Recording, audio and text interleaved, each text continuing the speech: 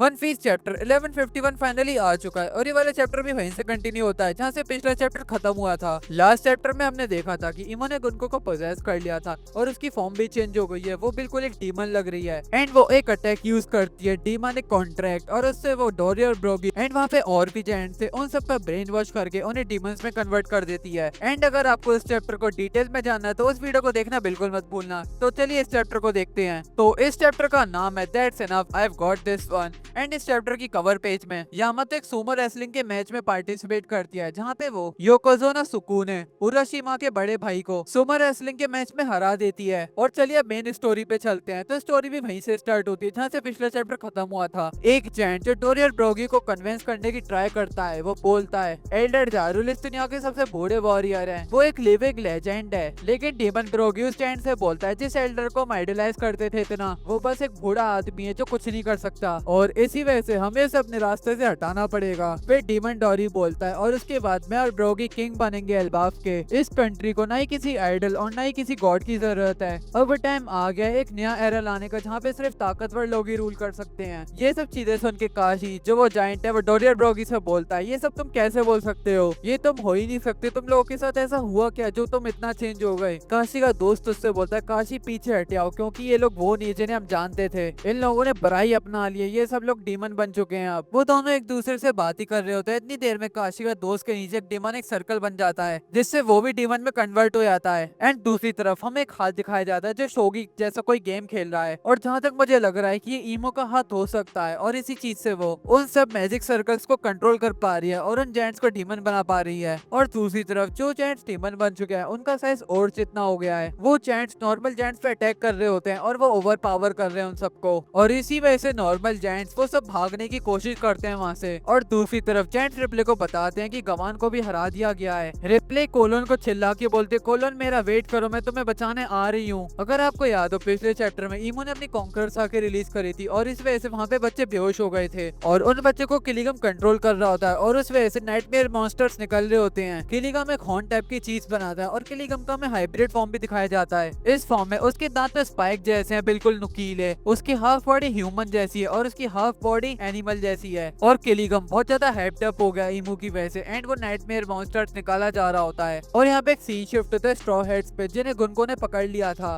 नामी उन सबसे पूछते क्या ये मुझे ही लग रहा है कि यहाँ पे ये लोग और भी बढ़ गए हैं। जिम्बे बोलता है यहाँ पे सब कंट्रोल के बाहर होता जा रहा है। और साहब डोरी और ब्रोगी को मोटिवेशनल स्पीच देने की ट्राई करता है। वो बोलता है मास्टर डोरी एंड मास्टर ब्रोगी ये तुम्हारा घर है, तुम यहाँ पे क्या कर रहे हो, अपनी आंखें खोलो, तुम अपने आप को इतना कैसे चेंज कर सकते हो, तुम्हारा प्राइड कहाँ चला गया। एंड दूसरी तरफ उन बच्चों के पेरेंट्स जो अपने बच्चों को बचाने की कोशिश कर रहे होते हैं लेकिन उन बच्चों को इनविजिबल थॉर्न से सॉमर्स के डेविल फ्रूट की पावर है और नाइटमेयर मॉन्स्टर्स निगरानी कर रहे हैं जिससे कि वो बच्चे कहीं जा ना सके। और अब सीन शिफ्ट होता है अंडरवर्ल्ड के अंदर जहाँ पे गबान अंडरवर्ल्ड के अंदर गिर रहा होता है लेकिन उसके पीछे चॉपर भी होता है। वो अपने आप से बोल रहा होता है मैं कूद गया बिना कुछ सोचे, मुझे यहाँ पे बहुत ज्यादा शांति से काम लेना पड़ेगा, मैं इसे मंडे नहीं दे सकता। वो और गवान अंडरवर्ल्ड में बस किडनी वाले होते हैं। चॉपर अपना गार्ड पॉइंट यूज कर लेता है। एंड अब सीन शिफ्ट होता है और हमें बहुत टाइम बाद लोकी दिखाया जाता है। यहाँ पे लोकी और हाजुदिन बात कर रहे होते हैं अपने फादर के बारे में। लोकी बोलता है अगर तुम्हें कुछ जानना है तो घुटनों पे आओ हाजुदिन। हाजुदिन बोलता है लोकी से लोकी तुमने मेरे पापा को मारा है। लोकी बोलता है वो मेरे भी फादर थे। फिर हाजुदिन बोलता है और देखो क्या करा तुमने अपने पेरेंट के साथ ही। लूफी बोलता है हाजुदिन रुक जाओ यहाँ पे चॉपर गिरा है। एंड सांजी बोलता है मैंने आवाज तो सुनी लेकिन क्या तुमने उसे देखा। एंड यहाँ पे एक अच्छा सा पैनल देखने को मिलता है जहाँ पे लूफी और लोकी मीट खा रहे होते हैं। लोकी बोलता है तुम बिल्कुल सही हो, यहाँ पे कोई ना कोई तो गिरा है। लूफी अपने आप में सोच रहा होता है मुझे कैसे पता कि वो चॉपर ही था। और लूफी को ये भी पता चल जाता है कि उसके संग कोई और भी है लेकिन वो इंजर्ड है। क्या ये लूफी का कोई पावर अप हो सकता है क्योंकि इस लेवल की सेंसिंग तो यहाँ पे किसी ने नहीं करी, इवन लोकी भी नहीं कर पाया इतना सेंस। तो सांजी बोलता है उनके संग कुछ ना कुछ तो गलत हुआ होगा अगर वो सन रैम से गिरे हैं तो। और दूसरी तरफ जोरो बोलता है चलो वहां ढूंढने चलते हैं। लूफी जोरो और सांजी तो चॉपर को ढूंढने चले गए हैं और दूसरी तरफ लोकी को एक कॉल आता है। ये कॉल वोसा का होता है। लोकी बोलता है मैं अभी थोड़ा बिजी हूँ, थोड़ी देर बाद बात करते हैं। लेकिन वोसा बोलता है मैं इस कन्वर्सेशन को जल्दी फिनिश कर दूंगा, मेरे हाथ भी पूरे भरे पड़े हैं, मुझे बस तुमसे एक चीज कहनी है। पहले मुझे चांस नहीं मिला था लेकिन सच ये है कि जहाँ तक है मैं इस ट्रांसपॉन्डर स्नेल को अब आगे यूज नहीं कर पाऊंगा कुछ टाइम तक। लोकी उससे पूछता क्या कुछ हुआ है क्या तुम्हारे संग। पहली बार मैं बहुत ज्यादा डरा हुआ था लेकिन जब हमारी धीरे धीरे बात स्टार्ट हुई मुझे तुमसे बात करने में बहुत ज्यादा अच्छा लगा और मैं इस चीज को किसी के साथ ट्रेड भी नहीं करना चाहूंगा और इसी वजह से मैं तुम्हारा बहुत ज्यादा शुक्रिया अदा करना चाहता था।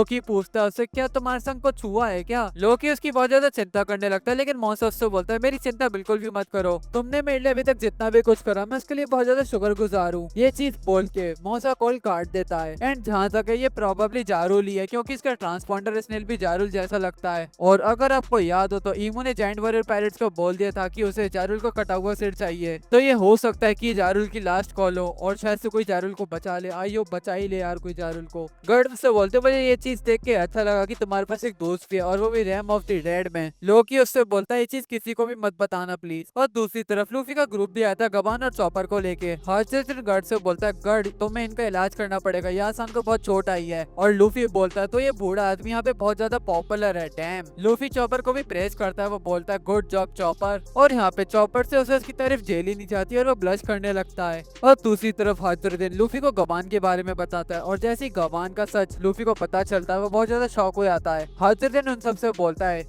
गबान गोल्डी रॉजर का विंग था, डार्क किंग रेली की तरह, और वो पायरेट किंग के क्रू में थर्ड स्ट्रॉन्गेस्ट मेंबर था। लेकिन ये चीज सुन के गबान अपनी बुरी हालत में ही बोलता है वो सेकंड स्ट्रॉन्गेस्ट था। जोरो बोलता है तभी मैं सोची है कितना ताकतवर कैसे है। एंड दूसरी तरफ लूफी बोलता है तुम शैंक से भी मिले होगे हाँ। एंड अब चॉपर लूफी को सारी चीजें बताता है जो ऊपर हो रही है। चॉपर बोलता है सनरैम में कुछ लोग हैं जिन लोगों ने बच्चों को किडनैप कर लिया है। वैसे वो लोग तो कम है लेकिन उन्हें कोई खरोच भी नहीं मार पा रहा है, और ऊपर बहुत सारे मॉन्स्टर्स भी हैं। ये सिर्फ चॉपर बोल ही रहा होता इतनी देर में एक स्ट्रॉन्ग कॉन्करर था कि जो प्रोबेबली इमो की हो सकती है। जोरो सांजी एंड ऑल ये सब सेंस कर लेते हैं। हाजिरुद्दीन बोलता है सब सुनो मेरी बात, यहाँ पे हमें ऊपर जाना पड़ेगा सल रैम में जल्दी से जल्दी, एल्बाफ खतरे में है। लूफी बोलता है चॉपर अब मैं समझ चुका हूँ यहाँ पे क्या हो रहा है। एंड लोकी हंसते हंसते बोल रहा होता है ये हॉकी किसकी होगी। और लास्ट लाइन अब तो मैं मेरी पावर्स चाहिए ही होंगी। ये वाला चैप्टर खत्म हो जाता है। एल्बाफ आर्क बहुत ज्यादा इंटेंस होता जा रहा है और अगले हफ्ते ब्रेक भी होता है। इसके अगले हफ्ते क्या कुक होगा वो तो आगे ही पता चलेगा। वेल यहाँ पे मुझे नहीं लग रहा कि लूफी और ईमू की फाइट होने वाली है, क्योंकि यार ईमू से अभी फाइट हो गई तो यार बहुत ज्यादा जल्दी हो जाएगा ये चीज। तो वेल इस वीडियो को रैप अप करने का टाइम आ गया। तो अगर आपने इस चैनल को सब्सक्राइब नहीं कर रखा तो जल्दी से कर लो और वीडियो को लाइक करना बिल्कुल मत भूलना। See you in the next video, for now bye bye.